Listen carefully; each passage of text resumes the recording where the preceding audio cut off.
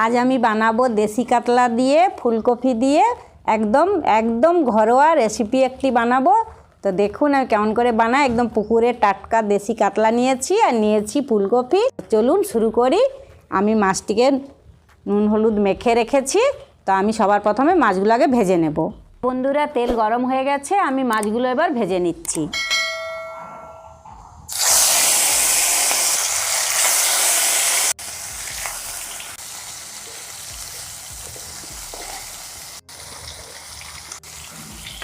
तो बंधुरा माछ भाजा होते होते आमी आलू फुलकपिटा केटे निচ্ছি।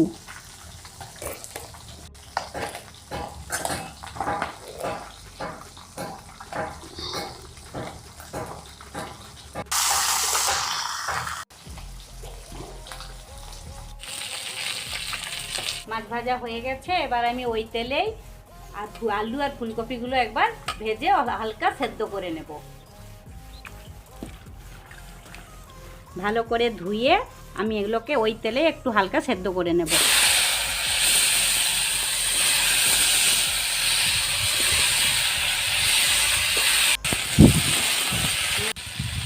দিয়ে দিব একটু লবণ আর দিয়ে দিচ্ছি একটু সামান্য হলুদ।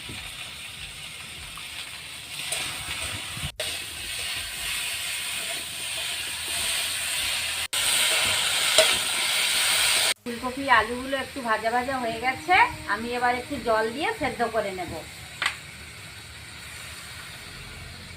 দিয়ে দিচ্ছি জল। এবার আমি ঢাকা দিয়ে ফুলকপিগুলোকে একটু সেদ্ধ করে নেব। একটা টমেটো দেব তরকারির মধ্যে, সেজন্য টমেটোটা আমি কেটে নিচ্ছি।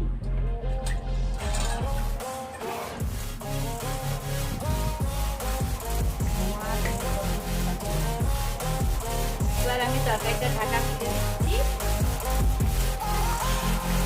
দেখুন বেশ সেদ্ধ হয়ে গেছে আর সেই তেলেই ভাজা ভাজা হয়ে গেছে। তো আমি এর মধ্যে একবারে আজ একসঙ্গেই মশলা দিয়ে বানাবো। তো আমি এর মধ্যে এবার সব মশলাগুলো দিয়ে দেব। তো সবার প্রথমে আমি দিয়ে দেব কুচে রাখা টমেটোগুলো, দিব আদা রসুন পেঁয়াজ পেস্ট করা। সব মশলাগুলোকে আমি বেশ ভালো করে ভেজে নেব। আদা রসুনের কাঁচা গন্ধ চলে যাওয়া পর্যন্ত একটু নেড়ে চেড়ে নেব। একটু নেড়ে চেড়ে নিয়েছি, কাঁচা মশলার গন্ধ চলে গেছে আর টমেটোগুলো গলে গেছে। দেখুন বেশ টমেটোগুলো গলে গেছে। এবার আমি এর মধ্যে দিয়ে দেবো একবারে মশলা নিয়েছি। দেখুন ধনে গুঁড়ো, জিরে গুঁড়ো, হলুদ গুঁড়ো, লঙ্কা গুঁড়ো, এগুলো আমি সব একসঙ্গে এর মধ্যেই দিয়ে দেবো। একদম ঘরোয়া পদ্ধতিতে রান্না করছি, খুব কম সময় ও খুব ভালোও লাগবে খেতে। তো আমি সবার শেষে একবার একটু তড়কা মেরে দেব। তো আমি এর মধ্যে এবার দিয়ে দেব ঝোলের জন্য জল। যেহেতু আমি পাতলা ঝোল করব, সেই জন্য আমি একটু জলটা বেশি করেই দেব।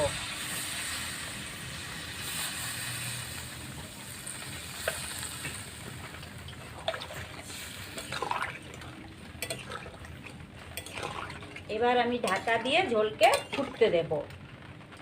ঢাকা দিয়ে আমি ঝোলকে একটু ফুটিয়ে নেব। দেখুন বন্ধুরা ঝোল ফুটে উঠেছে। খুব পাতলা ঝোল বানাচ্ছি আজ আমি, একদম হালকা তেল মশলায়, খুব কম তেল মশলায়। তো আমি এবার একটু এটাকে নামিয়ে নেব।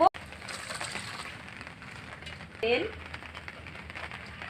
খুব অল্প তেল দিলাম, একটু দিয়ে দেবো একটা গোটা লঙ্কা,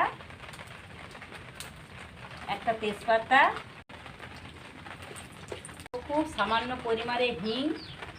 এই হিং দিলে তরকারির স্বাদকে খুব বাড়িয়ে তোলে। হিঙের গন্ধ আর উপকারিতা তো সবারই জানা, পেটের জন্য খুবই ভালো। দিচ্ছি অল্প হিং, দিচ্ছি অল্প কালো জিরে, এর গন্ধ তরকারির স্বাদকে বাড়িয়ে তোলে।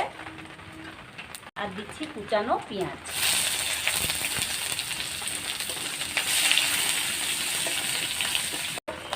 এবার আমি তরকারিতে ঢেলে দেবো এর মধ্যে।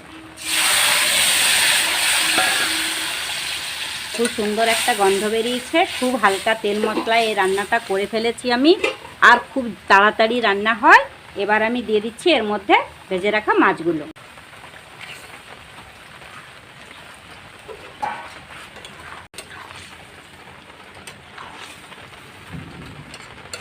তো বন্ধুরা দেখুন আমার তরকারি রান্না হয়ে এসেছে। আজ রান্না করেছি ফুলকপি ও দেশি কাতলা দিয়ে পাতলা পাতলা ঝোল। আর তেল মশলা খুবই কম, বর্ষাকালে পেটের সমস্যা সবারই হয়, সেই জন্য আমি আজকে একটু অন্য রকম করে রান্না করলাম। একদম রিচ না, একদম হালকা মশলা। আর এই বৃষ্টির দিনে, আর বৃষ্টি তো শুরুই হয়ে গেছে, দেখুন আমার এখানে কীরকম বৃষ্টি পড়ছে, দেখতেই পাচ্ছেন। আমি ধরে রেখেছি, আর বাইরে তো ভীষণ বৃষ্টিই হচ্ছে।